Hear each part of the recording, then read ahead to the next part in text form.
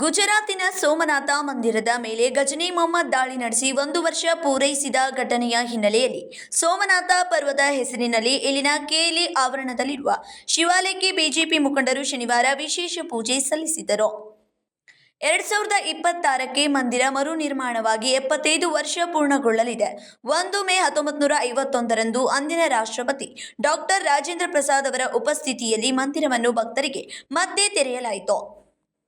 2026ರ ಈ ಹೃದಯವಿದ್ರಾಕ ಘಟನೆಯನ್ನು ನೆನಪಿಸಿಕೊಳ್ಳುತ್ತಾ ಮತ್ತು ಸೋಮನಾಥದ ಅಖಂಡತೆಗೆ ನಮಿಸಿ ಎಲ್ಲಾ ಶಿವಾಲಯಗಳಲ್ಲಿ ಓಂಕಾರ ಮಂತ್ರ ಜಪಿಸಲು ನಿರ್ಧರಿಸಿದ್ದಾರೆ.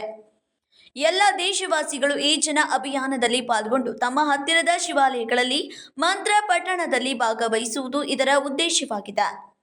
ಬಿಜೆಪಿ ಗ್ರಾಮೀಣ ಜಿಲ್ಲಾಧ್ಯಕ್ಷ ಸುಭಾಷ್ ಪಾಟೀಲ್, ಮಾಜಿ ಎಂಎಲ್ಸಿ ಮಾಂತೇಶ್ ಕೌಟ್ಕಿಮಠ್, ಮಲ್ಲಿಕಾರ್ಜುನ್ ಮಾದನ್ನವರ, ಮಾರುತಿ ಅಷ್ಟಗಿ ಸೇರಿದಂತೆ ಇನ್ನಿತರರು ಉಪಸ್ಥಿತರಿದ್ದರು.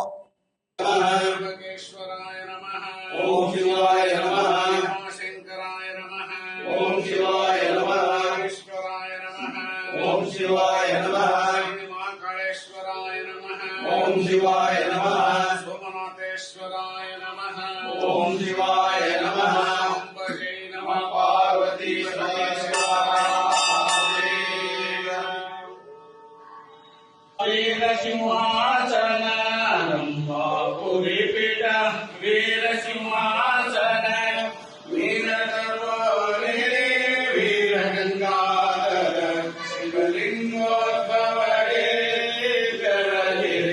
कर्पूर ज्योतियु शिवने उज्जयिनी पीठद सद्धर्म सिंहासन उज्जयिनी पीठद सद्धर्म सिंहासन गुरु सिद्धेश्वर शिवाचार्यರಿಗೆ गुरु सिद्धेश्वर शिवाचार्यರಿಗೆ ಶಿವಲಿಂಗೋದ್ಭವಗೆ ಕೆಳಗೆ ಕರ್ಪೂರ ಜ್ಯೋತಿಯನ್ನು